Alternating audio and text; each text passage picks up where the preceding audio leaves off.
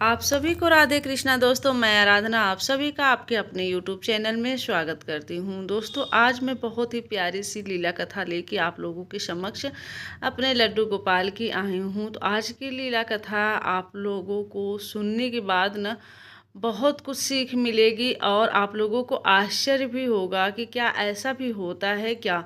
तो दोस्तों, यकीनन जब भी आप लड्डू गोपाल को अगर आप अपने घर में रखे हैं, अपने घर में, आपके घर में अगर विराजमान हैं, तो शायद आपको भी इनके जो लीलाएं होती हैं ना, आपको भी अनुभूति होती ही होगी। क्योंकि जो लोग भी लड्डू गोपाल से दिल से मन से जुड़ गए हैं, उनको कुछ न कुछ अनुभूतियां इनकी होती ही रहती हैं। जैसा कि मैं आप लोगों से बताती हूँ कि इनके हंसने की अनुभूति, इनके मुस्कुराने की अनुभूति, इनके नाराज़ होने की अनुभूति, इनको कैसे किस चीज़ की ज़रूरत इस टाइम है, किस चीज़ की ज़रूरत नहीं है, ये सारी अनुभूतियाँ आपको खुद पे खुद होती रहती हैं। एक खुद पे हमारे कान्हा, हमारे लड्डू गोपाल ही हमें कराते हैं, अगर आप इनसे भाव से जुड़े हैं तो दोस्तों, ऐसी ही एक लीला कथा आज मैं आप लोगों को सुनाने जा रही हूँ। बहुत ही प्यारी है। आप लोगों से रिक्वेस्ट है कि प्लीज़ पूरी लीला कथा सुनिएगा, आधी अधूरी लीला कथा मत सुनिएगा। कहावत कहा गया है, शास्त्र में कहा गया है कि देखिए, धार्मिक कथाएं अगर आप सुनना स्टार्ट किए हैं तो आपको पूरा सुनना चाहिए। क्योंकि अगर आप आधा अधूरी कहानी सुनते हैं तो महापाप के बराबर होता है। तो इसलिए दोस्तों, भाई बहनों, अगर वीडियो को ऑन किए हैं तो प्लीज़ आप लोगों से विनम्र निवेदन है कि आप लोग पूरी कहानी को, पूरी कथा को सुनिएगा। शायद आप लोगों को भी बहुत कुछ सीखने को और जानने को इस लीला कथा के माध्यम से मिल सके। तो दोस्तों, आज की कहानी चलिए हम स्टार्ट करते हैं।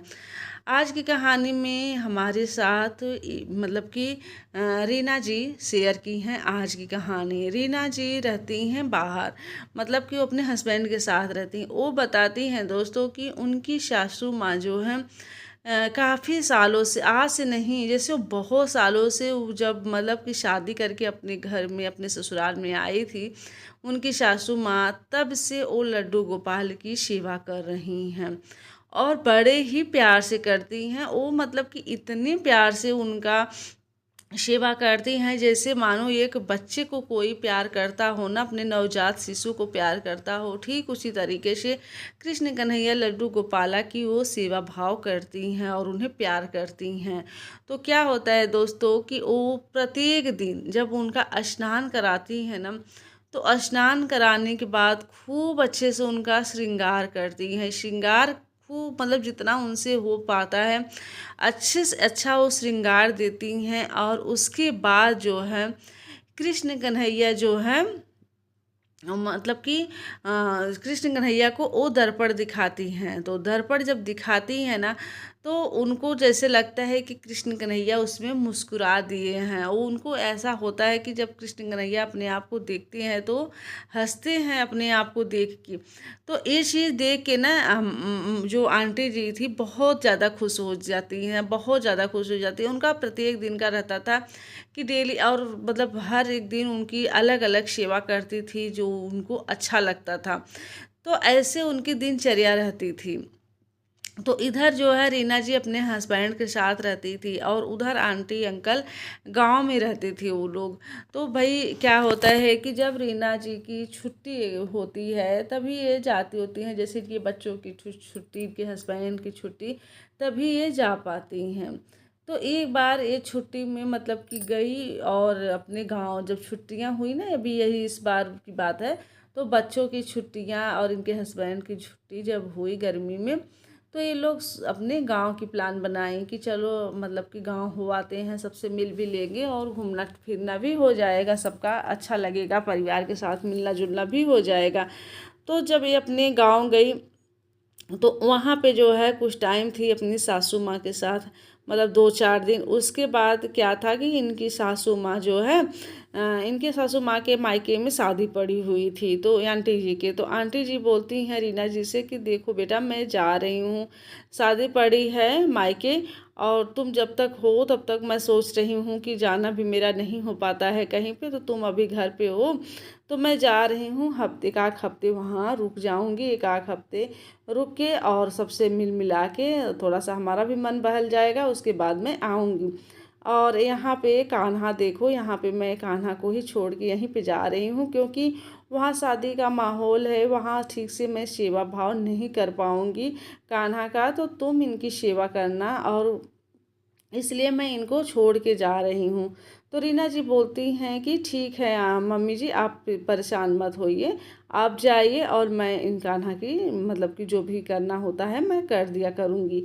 तो जैसे जैसे वो रहता था सब कुछ वो बता दी थी कि सुबह मतलब उठाना और स्नान करा के उनका श्रृंगार कराना, भोग लगाना, धूप दीप दिखाना, आरती करना, फिर दोपहर का भोजन कराना, मतलब सब कुछ अच्छे से बता दी थी। संध्या टाइम में आरती करना और रात्रि में भोग लगा के सुलाना, सब कुछ वो बता के गई थी कि तुम इनका चारों तरफ इनको कुछ न कुछ भोग लगाना और इनको खूब अच्छे से श्रृंगार करना, और ऐसा श्रृंगार करना ताकि ये मुस्कुरा दें, हैं, ऐसा श्रृंगार करना कि तुम ये मुस्कुरा दें। अब जो है आंटी जी कहती हैं, अरे और रीना जी कहती हैं ठीक है मम्मी, आप निश्चिंत रहिए, मैं देख लूँगी, मैं कर लूँगी कान्हा का सेवा। तो वो चली जाती हैं अपनी बहू के ऊपर छोड़ के। इधर रीना जी घर परिवार में भाई इनके ससुर थे, इनके देवर थे, और जो है ये इनके हस्बैंड, बच्चे सब लोग थे। तो कान्हा का भी वो सेवा सबको करते करते कान्हा का भी वो जितना उनसे बन पड़ रहा था वो करती थी, मतलब सुबह स्नान कराना, लेकिन सब कुछ वो बहुत ही अच्छे से करती थी। एक दिन वो की तो उनके जैसे चेहरे पे मुस्कुराहट उनको नहीं दिखी, जैसे लग रहा था कि एकदम नाराज़ होके बैठे हैं। दूसरे दिन भी वो ऐसे की तो मतलब कि उनको जैसे लगा कि नाराज़ होके बैठे हैं, मतलब उनके चेहरे पे कोई भी छवि, कोई भी हंसने की छवि चेहरे पे कान्हा की नहीं दिख रही थी। तो ये बड़ी परेशान हो जाती हैं। रीना जी कहती हैं कि मम्मी जी तो कहती हैं कि हमारे कान्हा जो है जब श्रृंगार हम कर देते हैं तो डेली हंसते हैं, लेकिन मैं भी तो इतने अच्छे से श्रृंगार की हूँ, लेकिन कान्हा मेरे हंस क्यों नहीं रहे हैं, मतलब कि क्या कमी रह गई है जिससे कान्हा नहीं हंस रहे हैं। जैसे लग रहा है कि रूठे रूठे से लग रहे हैं और कुछ अच्छा नहीं लग रहा है जैसे। तो बड़ी परेशान होती हैं। ऐसे 2-3 दिन 4 दिन ऐसे बीतते गए कि चलो अब एक दिन वो परेशान हो गई कहीं कि आज कान्हा क्यों नहीं हंस रहे हैं, क्या बात है, वो बहुत चिंता में हो गई और यही चीज़ सोचने लगी। तो क्या होता है ना कि जब कोई भी अगर हमारे कान्हा के बारे में अगर इतना कोई सोचता है ना, तो कान्हा हमारे इतने दीन दयालु हैं, इतने कृपालु हैं दोस्तों, कि वो मतलब कि उसको ज़्यादा टाइम परेशान सामने वाले को कर ही नहीं सकते हैं। तो क्या होता है कि उनको जैसे स्वप्न में भी दिखाई देता है कि कान्हा जैसे मुंह बना के मतलब छोटा सा एक बच्चा है और मुंह बना के बैठा हुआ है और अजीब सा वो रवैया कर रहा है, मतलब जैसे लग रहा है कि नाराज़ है मेरे से, कि तब इनको बड़ी परेशानी होती है। फिर ये दूसरे दिन जो है सुबह जो है फ़ोन करती हैं अपनी सासू माँ के पास। जब वो श्रृंगार उंगार कर लेती हैं, नहला धुला के भोग लगा देती हैं, श्रृंगार कर देती हैं, धूप दीप दिखा देती हैं, सब कुछ करने के बाद जो है जब तब भी इनके चेहरे पे हंसी मुस्कुराहट नहीं दिखी कान्हा की, तो परेशान हो गई। फिर पूजा पर से उठी तो अपनी सासू माँ के पास फ़ोन की, कहीं कि मम्मी देखिए, जैसा आप बताए थे सब कुछ मैं वैसे ही कर रही हूँ, इनका अच्छे से श्रृंगार भी कर रही हूँ, धूप दीप भोग सब कुछ बहुत ही अच्छे से कर रही हूँ, भोग भी मैं अलग अलग तरीके से बनाती हूँ और इनका कराती हूँ, लेकिन फिर भी मुझे ऐसा कभी महसूस ही नहीं हो रहा है कि कान्हा जैसे मुस्कुरा रहे हैं, आखिर ऐसा क्यों हो रहा है। तो इनकी सासू माँ सब कुछ बहुत ही अच्छे से पूछती हैं आंटी जी कि ये बताओ बेटा कि तुम सुबह कैसे करती हो, बताती हैं जैसे जैसे, फिर दोपहर में करती हैं, रात्रि में, सब कुछ वो बता देती हैं। तब उनकी सासू माँ को थोड़ा सा एक बात याद आया, तो उनसे वो पूछती हैं, मतलब कि रीना जी से कहती हैं अच्छा ये बताओ बेटा कि जैसा तो तुम बता रही हो सब कुछ मुझे सही लग रहा है, तब तो सेवा ठीक हो रही है कान्हा की। लेकिन ये बताओ, जब तुम श्रृंगार कर लेती हो तो क्या कान्हा को उनको दर्पण दिखाती हो, कान्हा को उनको आईना दिखाती हो? तब वो कहती है कि नहीं मम्मी, मैं तो श्रृंगार करके हट जाती हूँ, और मैं कभी आईना तो दिखाई ही नहीं हूँ। तब वो बोलती हैं कि अरे बेटा, यही तुम भूल गई, और मैं ना जब डेली मेरा नियम है कि जब मैं उनको श्रृंगार कर लेती हूँ उनका, तो उनको मैं आईना दिखाती हूँ। वो अपने आप को आईना में देख के ही मुस्कुराते हैं।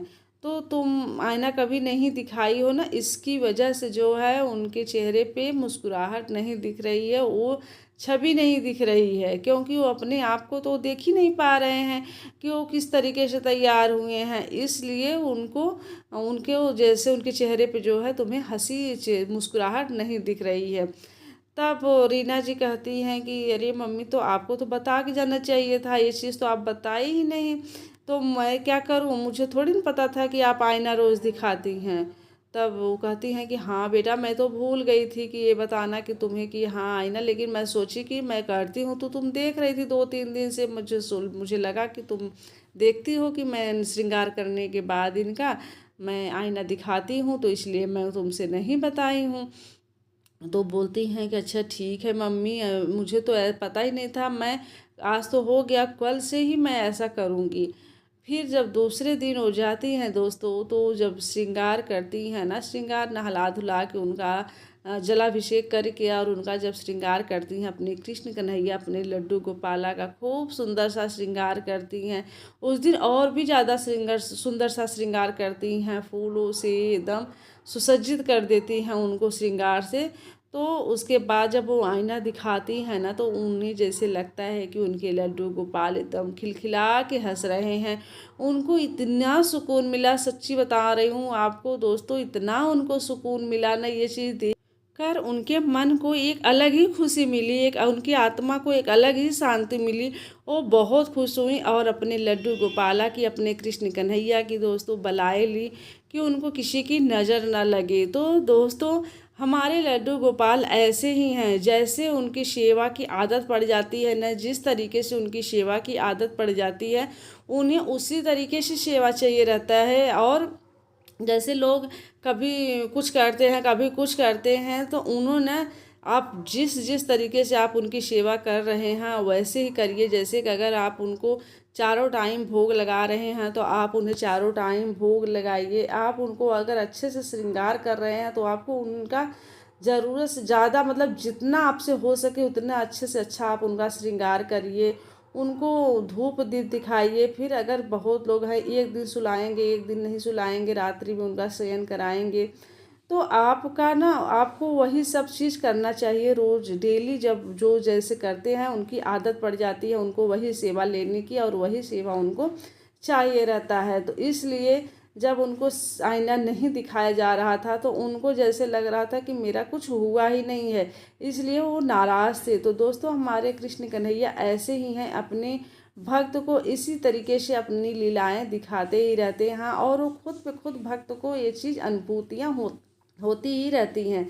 तो दोस्तों, ऐसे हैं हमारे कृष्ण कन्हैया, ऐसी है इनकी लीलाएं, जो कि हर एक भक्त इनकी लीला से मोहित हो जाता है। इनके झलक मात्र से ही, इनकी मतलब कि एक छोटी सी झलक अगर उनके दर्शन मिल जाए ना, तो हर एक भक्त के जीवन सफल हो जाते हैं। और जिस भक्त के हाथों से ये अपनी सेवा लेना चाहते हैं ना, उनसे अगर सेवा करवा रहे हैं, तो वो भक्त भी जान लीजिए बहुत पुण्य का काम किया होगा, जन्म जन्मांतर तक जो इनकी भक्ति मिली उसे।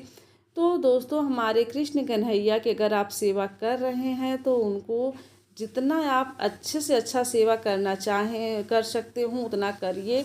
आप लोगों से यही मैं बोलूँगी, और आशा करती हूँ कि आप लोगों को ये वीडियो, ये लीला कथा आप लोगों को पसंद आई होगी।